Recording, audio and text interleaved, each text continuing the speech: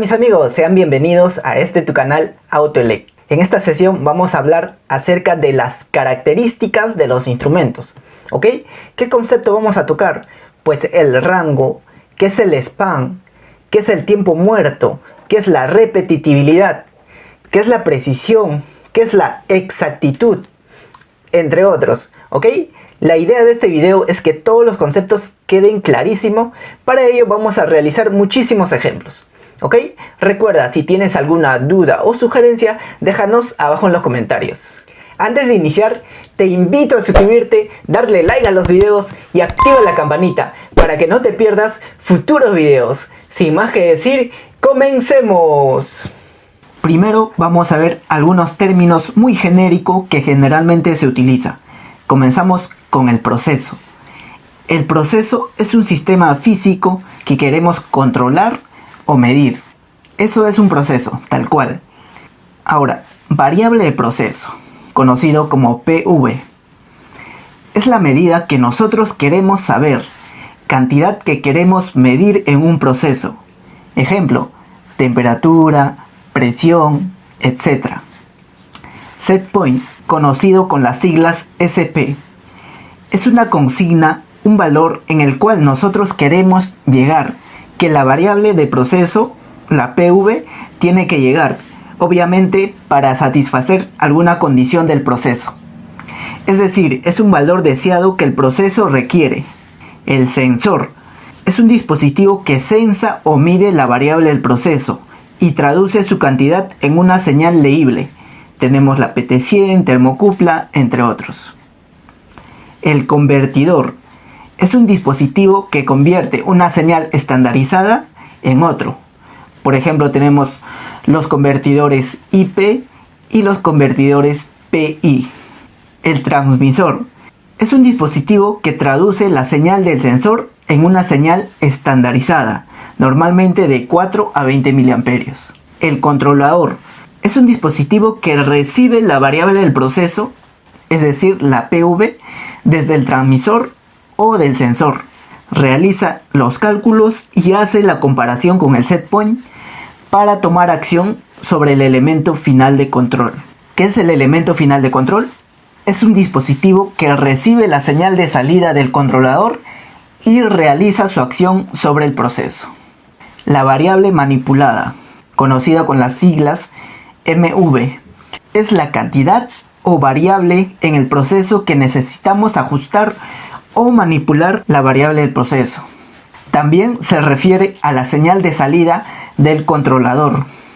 Bien, ahora vamos a continuar hablando acerca de las características de los instrumentos. Para seleccionar un instrumento que vaya de acuerdo con nuestro proceso, es necesario conocer su funcionamiento y saber evaluarlo.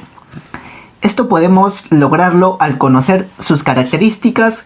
Generalmente estas vienen especificadas en las hojas de los instrumentos. De acuerdo con la norma ISA 51.1 de 1979, las características de mayor importancia para los instrumentos son el campo de medición o rango, el alcance o span, el error, la exactitud, la precisión, la repetitividad, la histéresis y zona muerta.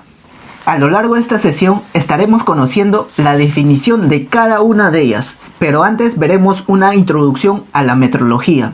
Según el vocabulario internacional de metrología, metrología es la ciencia de medición y sus aplicaciones.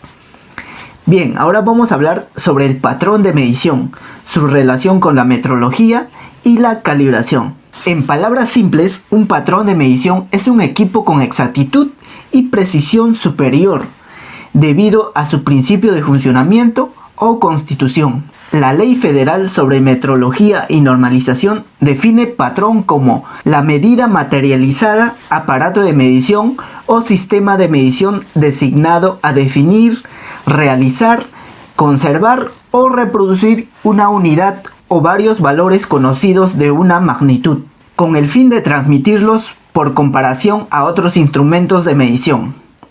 Hasta hace algunos años, el gran K era el prototipo físico que se utilizaba como patrón de referencia para las unidades de masa.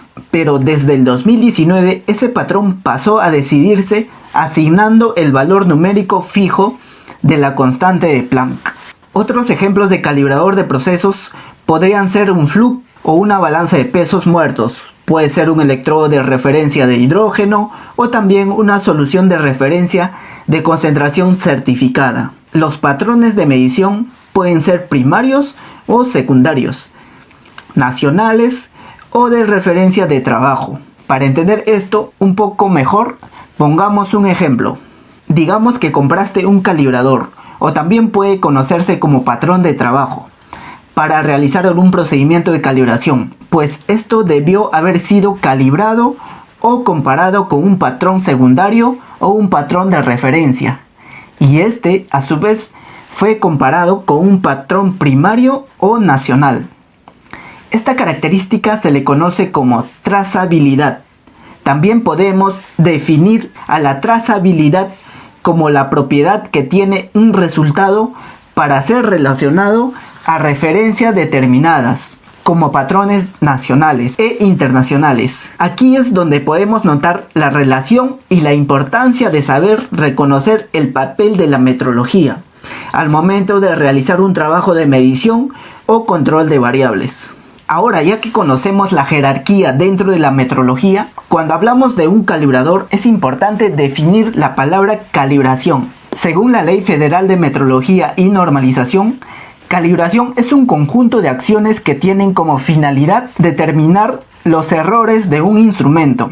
Típicamente la calibración de un instrumento es verificada en varios puntos a través del rango de calibración del instrumento, tanto como de forma ascendente como descendente, así como la documentación de dicho proceso a través de un reporte y diagrama, curva, tabla u informe de calibración. Esto puede realizarse en campo o en un laboratorio de calibración, y a veces también se puede utilizar la combinación de ambos métodos. De acuerdo a las definiciones anteriores, un instrumento patrón estará descalibrado si al compararlo con otro instrumento patrón las lecturas se apartan del valor de exactitud o de la tolerancia dadas por el fabricante. Haciendo una evaluación rápida tenemos vistos hasta ahora los conceptos de metrología, patrón de medición, calibración y además el impacto que tienen al momento de realizar una medición o control de una variable de proceso. Ahora vamos a aprender a identificar las características básicas de cualquier instrumento. Aquí tenemos algunos elementos comunes, uno de ellos es para presión y el otro es para temperatura. Vamos a comenzar apreciando su carátula. Como podemos ver, está graduada de 0 a 180 psi o de 0 a 12 kilogramos sobre centímetros cuadrados. A esto se le denomina rango, como rango de medición, y es expresado estableciendo los valores de los extremos, el LRV o valor mínimo del rango, en este caso serían los ceros, y el URV o el valor máximo del rango, en este caso serían los 180 psi o los 12 kilogramos sobre centímetros cuadrados. Ahora pondremos como ejemplo un transmisor de temperatura. En este caso, como cuenta con comunicación Hertz, pueden ingresar directamente a revisar qué valores de rango tiene predeterminados. Nosotros nos basaremos en los rangos del fabricante, que en este caso vienen especificados en la etiqueta externa, donde podemos notar que su rango es de menos 30 a 130 grados centígrados. Otra de las características básicas sería el span o alcance, que no es más que la diferencia algebraica del valor máximo y mínimo del instrumento. Si volvemos al ejemplo del indicador de presión, su valor mínimo sería 0 y su valor máximo sería 180. Ya que conocemos el rango del instrumento y su valor mínimo y máximo, podemos decir que el span sería el resultado de 0 menos 180, dando como resultado 180. Y como puedes notar, es el valor absoluto, sin importar el signo. Para el ejemplo del transmisor de temperatura, el rango era de menos 30 a 130, dándonos como resultado un span de 160 grados centígrados. Ningún instrumento de medición u calibración es 100% exacto, pero esto no quiere decir que no sean confiables. Para saber qué tan exacto es tu equipo, puedes revisar su exactitud. Esto lo podemos encontrar en las hojas de especificaciones de los instrumentos y generalmente es proporcionada por el fabricante. La exactitud es otra de las características de los instrumentos y generalmente está dada en porcentaje. Un tanto por ciento de la lectura efectuada, 1% del valor máximo del rango, 1% del span o directamente en unidades de la variable medida. Podemos decir que la exactitud se define como la proximidad que existe entre el valor medido y el valor verdadero de una variable medida. Ahora bien, si no podemos tener un elemento o patrón con exactitud perfecta, podemos ser tolerantes, ya que cada instrumento tiene un valor de tolerancia. Ese desvío o tolerancia no es un valor fijo o establecido por alguna norma, sino es más bien independiente a cada tipo de proceso o a la experiencia que tengas con el mismo. Bien, ahora vamos a ver algunos ejemplos y poner en práctica lo aprendido. Aquí en imagen tenemos dos manómetros. Se pide definir el rango y el span de dichos instrumentos. Déjanos sus respuestas abajo en los comentarios. Como vimos anteriormente, ningún instrumento es perfecto. Todos pueden tener un error de medida. El trabajo de un instrumentista es identificarlo y corregirlo. Para ello debemos saber definir cada tipo de error. Es muy importante.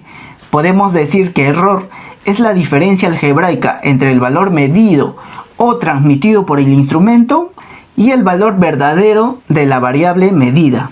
El valor verdadero es aquel dado por el patrón de medición, ya sea un patrón de laboratorio o calibrador. Como sabemos, su exactitud es superior. Continuando con las propiedades de esta sesión, en el caso del transmisor, un factor que afecta las mediciones es el ruido. Para entender un poco mejor, imaginemos que un transmisor de presión está sensando la presión del agua de un tanque. El agua tiende a ser extremadamente turbulenta. Cualquier sensor conectado para medir la presión interpretará esta turbulencia como violentas fluctuaciones de presión. Esto significa que la señal de salida de presión del transmisor también fluctuará, causando que cualquier indicador o sistema de control asociado al transmisor registre mucho ruido. El ruido de la señal de presión tiende a causar problemas en las mediciones de presión real, ya que el transmisor registra estos cambios rápidos de presión como presiones reales y tomarán las acciones correctivas pertinentes. Para corregir esto, la mayoría de los transmisores modernos, tanto analógicos como digitales, vienen equipados con una característica conocida como damping o amortiguamiento. Este es un parámetro que se puede configurar. El usuario debe colocar un valor numérico entero medido en segundos. Por último, vamos a hablar de la histéresis.